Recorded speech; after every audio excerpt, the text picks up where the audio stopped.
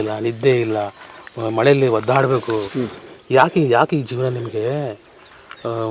ಪೂಲನ್ ದೇವಿ ಅಂತೇಳಿ ಬಂದ್ಬಿಟ್ಟು ಎಲ್ಲ ತಪ್ಪಾಗಿದೆ ಅಂತ ಸರೆಂಡರ್ ಆಗಿ ಜೈಲವಾಸ ಅನುಭವಿಸಿ ಅವಳು ಇದಾಗಿದ್ದಾಳೆ. ಈಗ ನೀನು ಬಂದ್ಬಿಡು, ಸುಮ್ಮನೆ ಬಂದು ಕೇಳ್ಕೊಂಡ್ರೆ ಸರ್ಕಾರಕ್ಕೆ ನಿನಗೆ ಪನಿಷ್ಮೆಂಟ್ ಇರ್ತದೆ. ಅದು ಅನುಭವಿಸಿದ ಆಮೇಲೆ ನೀನು ಮಾಮೂಲಿ ಜನಗಳ ಥರ ಪಶ್ಚಾತ್ತಾಪ ಮುಂದೆ ಯಾವುದೂ ಇಲ್ಲ.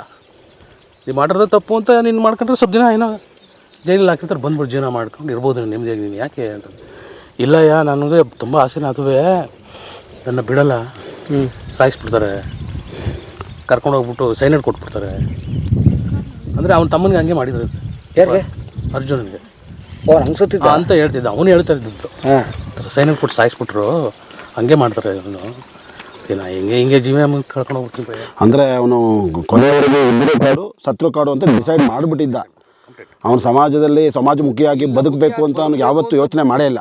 ಬಂದ್ರೂ ಹಿಂಗೆ ಮಾಡ್ಬಿಡ್ತಾರೆ ಅಂತ ಅವ್ನಿಗೆ ಒಂದು ಕಾನೂನು ಇದೆ, ಕೋರ್ಟ್ ಇದೆ ಅಂತ ಏನಿಲ್ಲ ಅವನಿಗೆ. ತುಂಬಾ ಅದೇ ಹಿಂಗೆ ಬಂದ್ಬಿಟ್ರೆ ಹೊಡೆದಾಕ್ಬಿಡ್ತಾರೆ, ಸಾಯಿಸ್ಬಿಡ್ತಾರೆ. ಹಂಗೆ ಯಾಕೆ ಸಾಯ್ಬೇಕು? ಹಿಂಗೆ ಇದು ಹೋಗ್ಬಿಡಿದ್ರು.